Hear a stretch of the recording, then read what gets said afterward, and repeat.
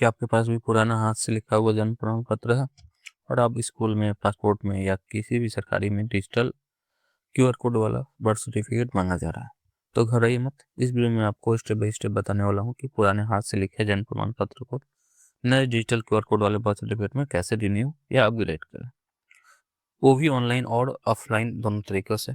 Offline जो है बहुत लेंदी प्रोसेस होता है, तो ऑनलाइन आसान तरीका है, मैं बताने वाला हूँ। तो पूरी जानकारी के लिए वीडियो को अंत तक जरूर देखिए। सबसे पहले आपको आ जाना है CRS के ऑफिशियल वेबसाइट पे, CRS.gov पे। मैं इसका ऑफिशियल लिंक जो है अपने कमेंट बॉक्स में और डिस्क्रिप्शन में दे दूंगा। सबसे पहले यहाँ पे आके यहाँ पे लॉगिन का ऑप्शन रहता है। लॉगिन में 2-3 ऑप्शन होता है, इसमें से जनरल लॉगिन पे हम लोग क्लिक करेंगे। यहाँ पे लॉगिन करने के लिए है, तो अगर आपके पास अकाउंट है तो लॉगिन कीजिए, नहीं तो यहाँ पे साइनअप का बटन होता है, साइनअप कर सकते हैं। अगर है अकाउंट तो सिंपल से मोबाइल नंबर या ईमेल आईडी को फिलअप करेंगे, फिल करके और यहाँ पे जो कैप्चा देता है कैप्चा को फिल करेंगे हम लोग और लॉगिन पे क्लिक करेंगे। जैसे लॉगिन पे क्लिक करेंगे तो हमारे जो रजिस्टर मोबाइल है उस पर एक OTP जाता, सिंपल से उस OTP को फिल करेंगे और लॉगिन पे क्लिक करेंगे। जैसे लॉगिन करेंगे तो लॉगिन पेज हमारा खुल के आ जाएगा। ऐसे हम लोग बर्थ सर्टिफिकेट, डेथ सर्टिफिकेट या स्टिल बर्थ वाले कोई भी अप्लाई कर सकते हैं। जैसे हमको इसमें रिन्यू करने वाला फिर से हम इस वीडियो में जानेंगे कि जो हमारा पहले का बर्थ सर्टिफिकेट है जो हाथ से लिखा होता है उसको रिन्यू कैसे करें, यानी क्यूआर कोड डिजिटल वाला कैसे करते हैं। सिंपल से यहाँ पे ऐड ओल्ड बर्थ सर्टिफिकेट दे रहा है, रजिस्ट्रेशन दे रहा है, रिपोर्ट बर्थ दे रहा है, बहुत सारा ऑप्शन देता है। बट पहले वाले ऑप्शन पे हम लोग क्लिक करेंगे तो यहाँ पे बस रजिस्ट्रेशन यानी कि बस जो भी कुछ जानकारी जो है यहाँ पे पूछेगा। सबसे पहले आपको स्टेट चूज कर लेना, जो भी आपका स्टेट है। ये सभी स्टेट के लिए सेम ये वेबसाइट को वर्क करता है।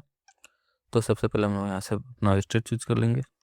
फिर यहाँ से जो जनरल इंफॉर्मेशन में प्राइमरी लैंग्वेज ऑटोमेटिक चूज रहता है, सेकेंडरी लैंग्वेज भी चूज रहता है, अपने अकॉर्डिंग इसके देख लेंगे। फिर यहाँ से जो भी डेट ऑफ रिपोर्टिंग है उसको चूज कर लेंगे, यानी कि जो आप अप्लाई कर रहे हैं वो आता है। फिर यहाँ से पंजीकरण संख्या, रजिस्ट्रेशन नंबर और डेट ऑफ रजिस्ट्रेशन ये डालना होता है। ये कहाँ मिलेगा, तो आपको जो पुराना वाला बर्थ सर्टिफिकेट है उस पर मिलता है। फिर यहाँ से चाइल्ड बच्चे का यानी कि जो भी जानकारी उसको भरेंगे, डेट ऑफ बर्थ हो गया, फिर कंफर्म करेंगे। फिर टाइमिंग है, टाइमिंग भर लेंगे हम अपना। फिर उसका सेक्स यानी कि लिंग क्या है उस हिसाब से उसको हम लोग चूज कर लेंगे। फिर बच्चे का आधार कार्ड है तो करेंगे, नहीं है तो उसको ऐसे छोड़ सकते हैं, ऐसा कोई कंपल्सरी नहीं है। फिर उसके बाद बच्चे का जो नाम, उसका हिंदी में नाम ऑटोमेटिक ले लेता है, मिडिल नेम है तो मिडिल नेम फिल करेंगे और इंग्लिश लास्ट नेम जो है फिल करेंगे, हिंदी ऑटोमेटिक ले लेता है। फिर यहाँ से कंफर्म करेंगे, नहीं बच्चे का जो है फर्स्ट नेम, मिडिल नेम और लास्ट नेम को डालेंगे, कंफर्म करेंगे। फिर पिता का सूचना नहीं, फादर्स इन्फॉर्मेशन आता, यानी बच्चे का फादर्स नेम डालेंगे, मिडिल नेम फिर और लास्ट नेम डालेंगे, ऑटोमेटिक हिंदी ले लेगा। फिर यहाँ से उनका मोबाइल नंबर डालेंगे और ईमेल आईडी और आधार नंबर फिल करें। आधार नंबर नहीं डालिएगा तब भी चला जाता है, लेकिन वो जो ज़रूरी होता है आधार नंबर डालिएगा तो कहीं भी वेरिफिकेशन में आपको दिक्कत नहीं होता। फिर मदर्स इन्फॉर्मेशन यानी मदर का नाम, first name, middle name, last name ये सब फिल करेंगे, हिंदी में ऑटोमेटिक लेगा। फिर मोबाइल नंबर भरेंगे, ईमेल आईडी और आधार नंबर। ये सब फिल करने के बाद जो भी एड्रेस है बच्चे का जन्म के समय माता पिता का पता जो है उसको हम फिल करेंगे। इंडिया में था, आउटसाइड इंडिया था, जो भी है। फिर स्टेट चूज कर लेंगे, डिस्ट्रिक्ट चूज करेंगे और उसका सब डिस्ट्रिक्ट, फिर विलेज हो गया आपका, शहर हो गया, उसको चूज कर लेंगे। फिर ग्राम हो गया, अपने अकॉर्डिंग जो है चूज कर लेंगे। फिर पिन कोड, एरिया का पिन कोड जो भी है अपना डाल लेंगे। यहाँ पर उसके बाद आता है, स्क्रॉल डाउन करेंगे तो विलेज सॉरी बिल्डिंग नेम या नेम नंबर, फिर house number, street name, locality, post office ये सभी डालेंगे हम, ऑटोमेटिक हिंदी में ले लेगा। फिर माता पिता का स्थायी पता जो है वो देखेंगे, अगर परमानेंट है तो यस कर लेंगे, नहीं है तो नो करके फिर से फिल कर लेंगे। यस करेंगे तो ये ऑटोमेटिक हट जाता है। जो भी ये डिटेल हम फिर से दिखाने वाले हैं। यहाँ है जन्म का स्थान यानी कि प्लेस ऑफ बर्थ, यानी बच्चे का जन्म कहाँ हुआ था उसके अकॉर्डिंग जो है, घर पे हुआ था या अदर जगह हुआ था या हॉस्पिटल में हुआ था, उसके अकॉर्डिंग चूज करके वहाँ का डिटेल हम लोग फिल कर लेंगे। जो भी है अपने अकॉर्डिंग इसको सही सही फिल कर लीजिए। फिल करने के बाद जो भी है इसका हिंदी ऑटोमेटिक ले लेता है, जैसे मैंने बताया। यहाँ पे एक ऑप्शन आता है पंजीकरण इकाई। पंजीकरण कहाँ पे आप कर रहे हैं, पंचायत में कर रहे हैं, प्राइमरी में कर रहे हैं, प्राइमरी जो हेल्थ केयर होता है, नहीं सरकारी अस्पताल होता है उसमें हो रहा, जैसे आप डाटा फिल कीजिएगा उस हिसाब से आ जाता है। फिर यहाँ पे जो है देखिए, जैसे कि मैं अभी दिखाने वाला हूँ, ग्राम पंचायत हो गया या हेल्थ केयर सेंटर हो गया, तो अपने अकॉर्डिंग जो है इसको फिल कर लीजिए।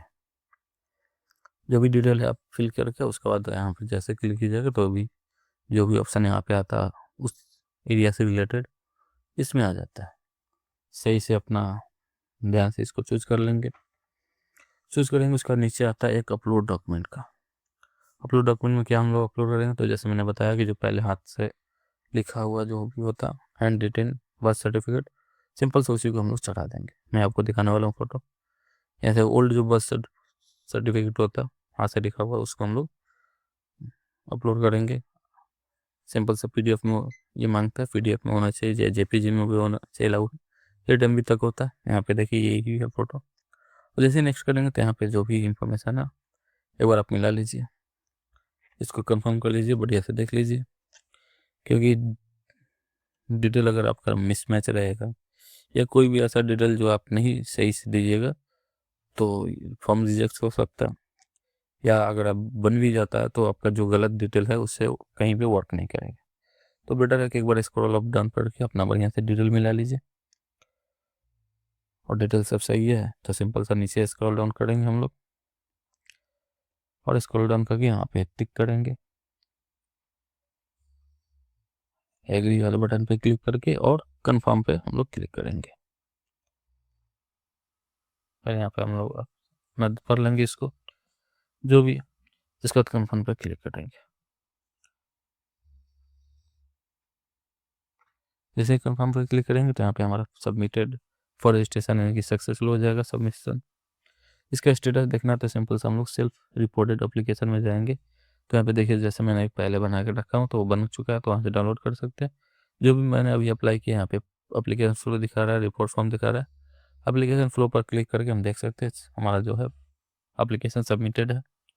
सिंपल सा अगर हमको उसका फॉर्म देखना है जो भी हम फिल किए हैं तो यहाँ पे रिपोर्टिंग फॉर्म है, उस पर क्लिक करके हम लोग आसानी से इसका फॉर्म या उसका रेफरेंस नंबर आसानी से देख सकते हैं। बस ये आसान सा प्रक्रिया है, इसका अपनाइए और अपना जो बर्थ सर्टिफिकेट है, पुराना बर्थ सर्टिफिकेट, उसको डिजिटल कीजिए। कोई भी परेशानी कोई भी दिक्कत आता है तो हमें कमेंट में बताइए, मैं आपको हेल्प करूँगा।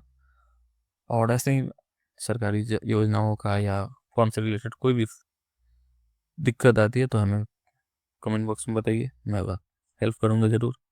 और हमारी वीडियो को ऐसे देखते रहिए, लाइक कीजिए और हमारे चैनल को सब्सक्राइब कीजिए। चलिए धन्यवाद, मिलते हैं अगले वीडियो में।